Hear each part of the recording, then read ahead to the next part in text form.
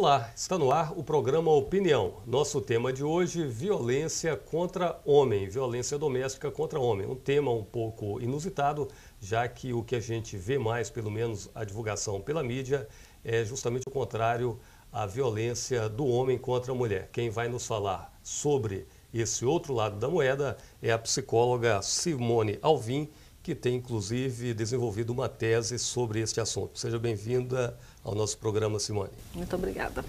Bom, eu começo perguntando para você a respeito dessa situação, né? A ideia que se tem é que o homem, até por uma questão de estrutura física, geralmente ele é que comete a violência contra a mulher. Mas você tem esse estudo de uma tese que tem acompanhado casos de mulheres que praticam violência contra homens. Eu queria que você relatasse um pouco sobre como começou esse trabalho e o que você tem constatado nessa pesquisa. A primeira vez que eu tive contato com uma situação dessa que me despertou para esse assunto, eu estava ainda no primeiro período da faculdade. Eu trabalhava numa clínica de teste psicológico, psicotécnico para trânsito, e era um sujeito que veio para reteste, que era um teste mais individualizado, né? Aquele teste numa sala que faz todo mundo junto. E ele estava muito nervoso, é um teste que a gente faz uma anamnese, conversa um pouco até a pessoa estar um pouco mais relaxada pelo próprio contexto do teste. E esse homem não relaxava de jeito nenhum e num dado momento eu toquei na questão, perguntei se ele estava com algum problema em casa, que estava acontecendo alguma coisa, porque ele estava muito nervoso e isso interferiria no teste. Ele começou a chorar, ficou desesperado e soluçava, não conseguia falar o que era. E depois de um tempo, tentando acalmá-la, ele acabou relatando que ele vinha sofrendo violência física da esposa, quase que cotidianamente, e começou a me mostrar as marcas. Assim, ele levantou a perna, a calça para me mostrar marcas. Ele tinha marcas nas costas, que ele apanhava com cabo de vassoura. Foi a primeira vez que eu ouvi falar sobre isso. Passou mais um tempo, numa disciplina de pesquisa, a gente fez um questionário fechado, uma disciplina simples, de resposta sim ou não, marca X. E me chamou a atenção as estatísticas que apareceram nessa pesquisa, que eram quase que iguais às taxas de homens que se declaravam vítimas de relacionamento conjugal, namoro ou casamento, em relação às mulheres. Então, isso foi uma coisa que chamou a atenção. E no final da pesquisa, tinha a opção deles se identificarem, né, da nome e telefone, para participar de um segundo momento da pesquisa em grupos focais, que são uma coleta de dados coletiva. Pelo menos o imaginário que se tem é de que o homem reagiria de alguma forma, pelo menos para se defender. Por que isso não acontece? Eles acabam apanhando. Então, num primeiro momento, essa era uma pergunta, tá, do roteiro de entrevista da dissertação. A primeira vez que eles vão responder essa pergunta, todos responderam que não, revidaram. Mas o processo de violência, ele é um processo mútuo, primeira coisa. Né? A violência física, ela é mais um passo dentro do relacionamento. Então, provavelmente, anterior a essa violência física, eles já têm um histórico de violência psicológica. Tem uma escalada da violência. Né? Hoje a gente conhece na teoria que começa com um comportamento controlador, aquilo vai se transformando numa violência psicológica, fatos que hoje a gente entende como banal de relacionamento, por exemplo, vigiar celular, controlar certos amigos que quer que fale ou que não fale, a presença da família. Esses são tipos de comportamentos controladores que evoluem para uma violência psicológica e depois acabam culminando numa violência física. Então, num primeiro momento, eles acham que não revidam, mas até uma forma que você segura a pessoa com mais força, porque você está ali no processo da explosão da violência, da agressão em si, não vou segurá-la de leve para não machucar. Não pensa isso. Então, mesmo para segurar, se machuca. Então, nesse processo da entrevista, fazendo a reflexão do relacionamento, de como era o dia a dia, de como eles negociavam certas diferenças, ao final da entrevista, todos os homens entrevistados perceberam que eles revidaram sim. Outra coisa que eu observo é que tem uma mudança de comportamento por causa da Lei Maria da Penha. Os homens hoje têm total consciência de que se eles revidarem, eles vão perder a razão. Por mais que a mulher tenha sido violenta primeiramente, o fato do homem ser mais forte biologicamente, nisso você está correto, faz com que a mulher seja mais vítima do que o homem. Então, mesmo que ela tenha batido, se ele revida e ele vai machucar mais do que ela, porque ele é mais forte, ela ganha mais condicionantes no processo por causa da Lei Maria da Penha. Quais os tipos de lesões, de agressões que você acabou descobrindo nesse trabalho de pesquisa? Mesmo na literatura internacional, isso já é um fato mais observado, que as mulheres se utilizam de objetos, muito mais do que as próprias mãos ou soco, pontapé. Não que elas não façam, elas fazem também, mas o início da violência geralmente é faca, objetos de vidro, copo, escova, pente, tesoura, é de lançamento de objetos. E unha. Algum caso de morte, homicídio? Bom, na minha pesquisa não tem, né? Mas a gente observa na literatura que, inclusive, eu já estive aqui no Espírito Santo falando numa mesa junto com a promotora de justiça, que eu acho que eu só não apanhei porque eu estava grávida, e aí reina uma santidade na mulher grávida. E a minha fala inteira, ela ficou do meu lado bufando. Porque em algum momento ela sugeriu na fala dela que por falta de estrutura da delegacia da mulher, dos serviços que uma mulher estava sendo atendida, essa mulher assassinou o marido para se defender. E que num dado momento as mulheres precisavam fazer isso. Isso eu acho um absurdo, a gente discutiu muito nessa mesa, porque não há atentado contra a vida humana, seja homem ou mulher, que se justifique por falta de serviço. Então, é provável que se não tiver mesmo uma assistência, uma punição de modo judicial para um casal que esteja sofrendo violência, é bem provável que se culmine em morte, sim. E o que faz o homem que acaba sendo vítima desse tipo de violência? Porque não tem uma delegacia especializada para isso. E eu acredito que, principalmente a maioria dos homens, até estranharia uma delegacia especializada, delegacia do homem, né? Sim. Como é que fica essa situação? Então, desses homens que eu entrevistei, somente um realmente conseguiu dar cabo ao processo, chegar ao final, ter uma sentença e ser beneficiado por ela. Mas isso só aconteceu depois que ele conseguiu um boletim médico, porque ele já tinha tentado várias vezes fazer uma denúncia, ou o delegado não acreditava, ele foi em delegacias diferentes, ou o delegado não acreditava na história que ele estava relatando, ou dizia uma coisa que é muito comum se ouvir por parte dos serviços de segurança de modo geral, é que em briga de marido e mulher não se mete a colher, que isso é um assunto privado para ser tratado em casa, ou faz chacota, faz o cara se sentir humilhado e ele desiste de voltar ali ou de registrar a ocorrência. Então, realmente, o homem está bastante desamparado. A minha sugestão é que a gente tenha um serviço, não necessariamente do homem ou da mulher, que a gente não adianta segmentar tanto o serviço, mas especializar uma parte do sistema judiciário e delegacia e da assistência de modo geral para a violência doméstica, que tenha psicólogo, assistente social, que esteja mais preparado para lidar com essas questões que não são pura e simplesmente violência, não é uma coisa, um assalto que você resolve impessoalmente. Você acha então que ao invés de delegacia especializada da mulher, poderia ser uma delegacia especializada em violência doméstica, uma coisa mais completa, que abrangesse? Eu acho mais completa. Eu não desmereço o trabalho nem da luta feminista, que fique bem claro isso, porque muitas vezes eu sou rechaçada pelas feministas do Brasil. Eu tenho dificuldade para publicar e o meu trabalho é mal visto. Esse tema está grudado em mim, por exemplo, as pessoas lembram de mim, porque eu sou uma das poucas pesquisadoras do Brasil que trabalham com esse tema, mas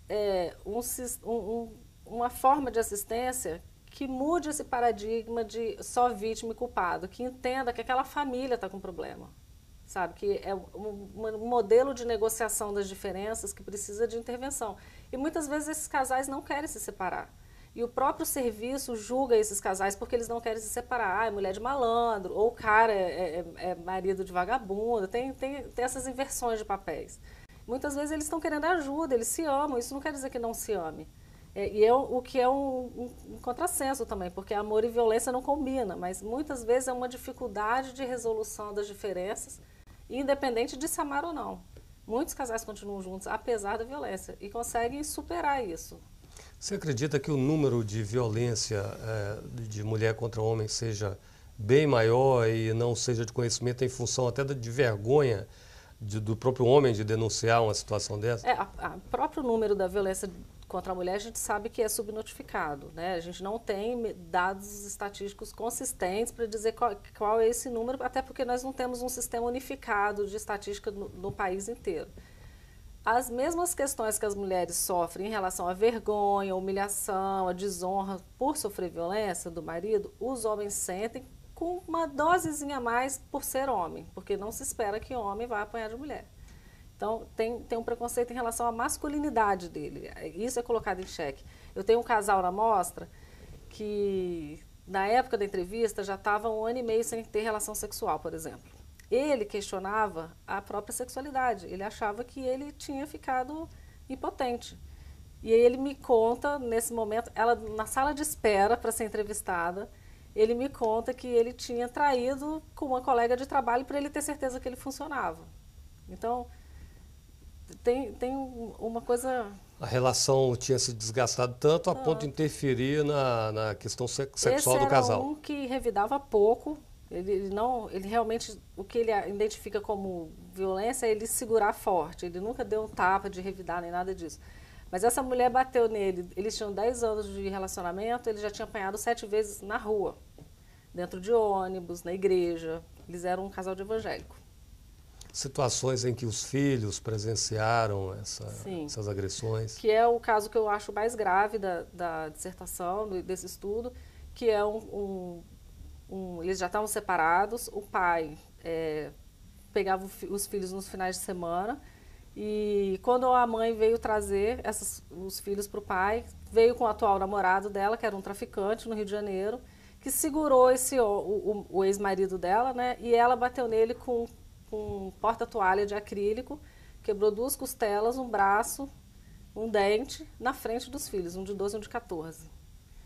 Além disso, depois que ele conseguiu reaver o direito de ter os filhos, porque ele já tinha até perdido o direito de visita, tinha perdido bens e tudo, ele só conseguiu porque ele conseguiu provar, até essas crianças foram ouvidas pelo juiz que cuidava da causa e tal, ele conseguiu provar várias violências que essa mãe fez com essas crianças, com esse namorado novo, tipo cheirar cocaína na frente dos filhos, mandar os filhos às 3 da manhã ir na rua comprar bebida porque tinha acabado a bebida deles, transar na frente deles. Então, geralmente as crianças participam do processo de violência. Isso é mais um argumento que eu acho importante para a gente se atentar para o fato de que essa família precisa de atenção. Não é uma coisa só, a mulher sofre violência. Os filhos são muito prejudicados pelo processo de violência. Simone, nós vamos fazer um breve intervalo. Na sequência, voltamos com a entrevista com a psicóloga Simone Alvim, falando a respeito da violência doméstica da mulher contra o homem. É rapidinho, já já a gente volta.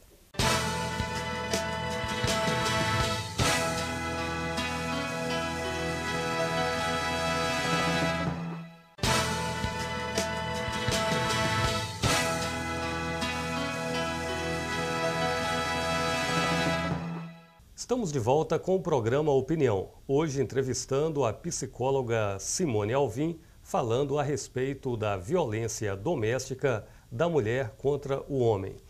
Simone, você tem, na verdade, uma dissertação, eu havia falado uma tese, mas você está em nível de mestrado, portanto, uma dissertação sobre esse tema. Um livro, me parece que já foi escrito, e você teve algumas dificuldades, né, no início dessa pesquisa, envolvendo até mesmo a delegacia de mulheres. Gostaria que você relatasse um pouco as dificuldades que você enfrentou no início desse trabalho. Bom, o meu mestrado foi aqui em Vitória, na UFES, né, no programa de psicologia, inclusive o doutorado está sendo lá também. E como esse tema era muito novo, né, mesmo uma dificuldade de encontrar sujeitos que topassem falar, não que eles não existissem, mas que eles se dispusessem a dar entrevista, eu comecei a procurar algumas delegacias para saber se a gente tinha algum registro disso em Vitória, né, que eu pudesse chegar até esses sujeitos.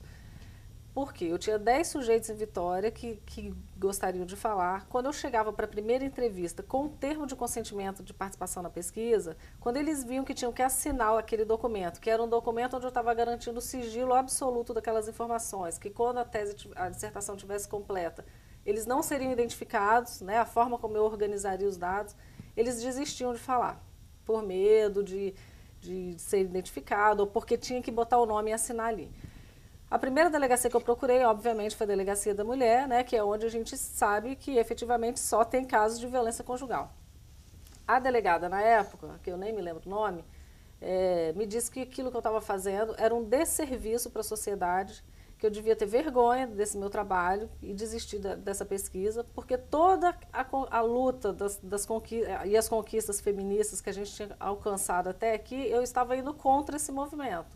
E por mais que eu explicasse para ela que era uma tentativa de desmistificar o homem culpado, a mulher culpada, que era uma coisa de entender o casal, ela não quis ficar nem com o meu projeto. E disse, inclusive, que eu não voltasse ali nem como cidadã, que eu tinha perdido os meus direitos de mulher. Porque eu não podia mais nem denunciar se ela estivesse ali. Ok, dali eu fui então buscar a delegacia comum, porque se ela não quis nem me receber como pesquisadora, você imagina qual é a reação de um homem que vai ali denunciar, né? Então provavelmente eu entendi que os homens não buscam esse serviço. Fui em algumas delegacias de Vitória, na Praia do Canto, na Reta da Penha, conversei com alguns delegados que riam do trabalho, claro, essa é uma reação normal, já estou acostumada com isso, várias vezes quando eu falo, e às vezes eu falo só para chocar mesmo, para ver qual é a reação, as pessoas riem. Eles falavam que não tinha, que não sabia, que nunca tinha registrado, que eu não ia conseguir, que era para eu desistir, e eu pedia para eles para deixar um cartaz na recepção das delegacias, informando que eu estava fazendo uma pesquisa, caso eles quisessem conversar, que eu era psicóloga, deixava meu telefone e que eles poderiam entrar em contato. Quando eu voltava lá uma semana depois, o cartaz tinha sido arrancado. Então, nem isso eu não conseguia apoio do serviço para fazer. E uma vez eu estava na delegacia como cidadã, fui assaltada, levaram minha bicicleta, e eu fiquei na delegacia esperando um tempo para registrar, porque não tinha viatura, eu queria dar uma volta, ver se eu achava a bicicleta por ali. Curiosamente, chegaram 2 viaturas, desce um homem completamente machucado, com sangue, todo realmente machucado, e uma mulher na outra viatura, ele falando que ele queria registrar, que ele tinha sido violentado, que ela tinha batido nele, que ele tinha ido levar uma caixa de leite para os filhos e ela tinha batido nele. Ela desceu linda do jeito que ela estava, entrou na delegacia para registrar a queixa, 5 policiais ficaram do lado de fora, dizendo que ele não ia entrar. Quer dizer, ele foi ali violentado pelo sistema, que ele não pôde registrar, como qualquer cidadão pode entrar ali e abrir um processo e registrar uma queixa. E, além do mais, não se ouviu a história dos dois ali. Não sei por que ela não foi da delegacia de mulher, é porque ela estava numa delegacia comum. Então, o próprio serviço já tinha uma dificuldade. Isso a gente está falando da época da pesquisa, tem alguns anos. Eu acredito que houve uma mudança, tem acontecido uma mudança não só de mentalidade, mas o próprio serviço está mais preparado para isso. Mas eu, se fosse homem, não saberia onde ir. Simone, há uma situação também um pouco polêmica. Você você faz alguns questionamentos em relação à Lei Maria da Penha. Inclusive, pelo que eu li, me parece que você defende até que essa lei seja reformulada. O que você acha que precisa ser aperfeiçoado na Lei Maria da Penha? Na verdade, não é nem reformulado. Eu acho que a reformulação tem acontecido naturalmente, né, pelos próprios processos judiciais, como eles funcionam. A questão é que a Lei Maria da Penha, que é uma grande conquista, repito, eu não quero ser mal interpretada, porque várias vezes eu sou taxada como defensora dos homens, e não é o caso. Eu acho que violência, independente de gênero, ela não deve acontecer. Ela é motivo de sofrimento para o ser humano de modo geral. Mas a Lei Maria da Penha, ela traz, que é uma grande coisa, a possibilidade da gente considerar a violência psicológica, que é uma coisa importante, né? Porque a violência psicológica não deixa marcas. Mas a simples ameaça da violência no texto da lei já é motivo para a mulher registrar uma ocorrência. O problema é que quando você faz isso, você delega um poder para a mulher muito maior do que a gente pode investigar, né? Porque se a mulher agride um homem, por exemplo, e ela é intimada para prestar o depoimento e explicar essa situação, ou ela vai denunciar e explica a situação que ela também agrediu, o homem vai se explicar, ou diz que também sofreu violência, enfim. Se ela disser que antes da violência física ela sofreu ameaça de violência, e isso já depõe contra o homem.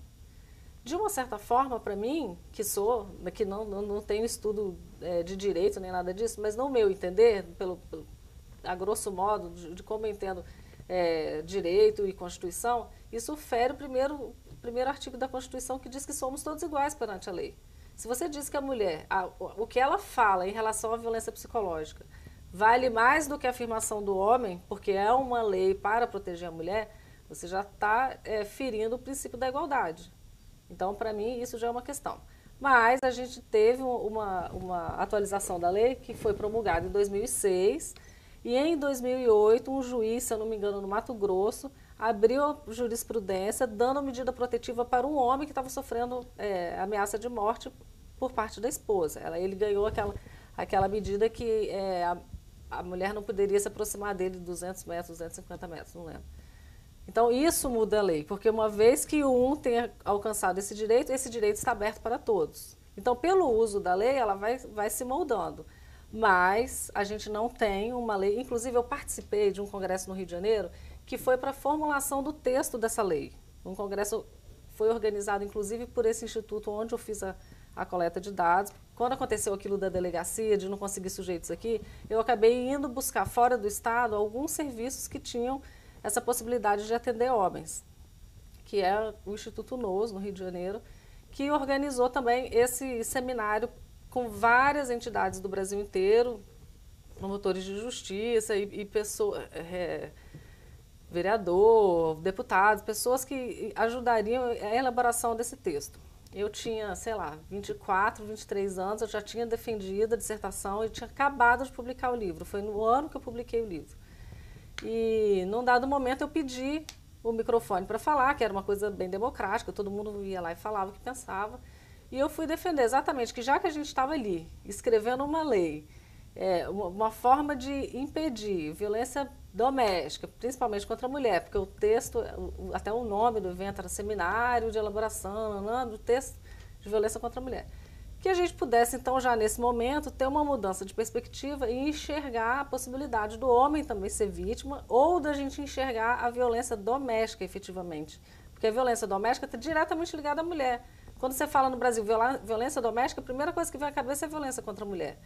E não é só isso que acontece. Naquele momento, eu fui vaiada por 1.500 pessoas que estavam no auditório e nunca mais me deixaram pegar o microfone. E eu era uma menina.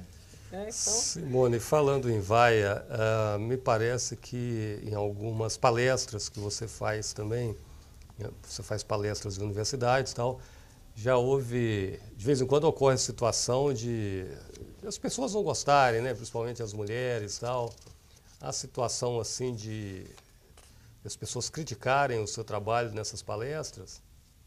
Acontece muito.